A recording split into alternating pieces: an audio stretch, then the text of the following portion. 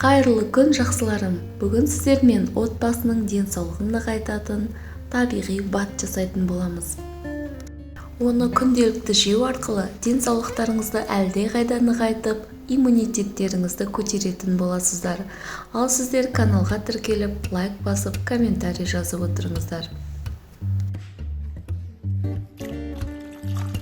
Ол үшін бізге әртүрлі кепкен жемістер мен дәндер қажет болады.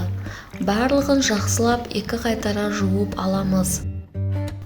Мен бұл видеода дәндерден миндаль, грек жаңғағы және фисташкиді қолдандым. Және де кепкен жемістерден өрік пен жүзімді пайдаландым. Егер кішкене балаға дәнді осы күйінде берсеңіз, асқазаны қорытпай, сол күй шығарады. Және де ішіндегі витаминдерді ала алмайды. Сіздер өздеріңіз ұнатқан кепкен жемістер мен дәндерді қолдансаңыз болады. Оған ешқандай шектеу жоқ. Тек қана аллергия болмаса болды. Қанша қосамыз? Қосқан кезде шамамен 100-200 грамм шамасында болу керек. Дәндеріміздің суы сорғып, сәл кепкенін күтеміз. Ал қазір мен фисташкиді ашимын. Егер балаңыздың ішінде құрттар бар деп ойласаңыз, онда асқабақтың кепкен дәндерін де қосыңыз.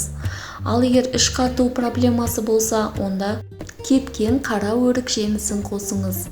Бұл ішіңіздің жақсы жүруіне әсер етеді. Одан бөлек сары жүзім, финики қоссаңыз да болады. Ал қазір дәндерімді кезекпен ұсақтайтын боламын. Оны блендер арқылы немесе ет тартқыш арқылы жасасаңыз да болады.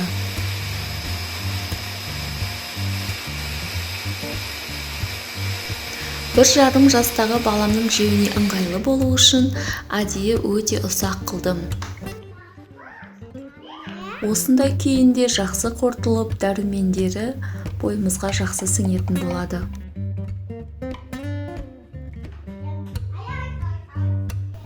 Арасында ірісі жоқ сияқты, бір келкі ұсатылған. Жасап болғасын міндетті түрде тоңазытқышта сақтаймыз. Әрқайсысын жеке-жеке ұсатып, бір ыдысқа салып жинай бердім. Қалай қолданатынымызды айтып өтейін. Күнделікті таңертең оянғасын аш қарынға бір қасық алып жейміз.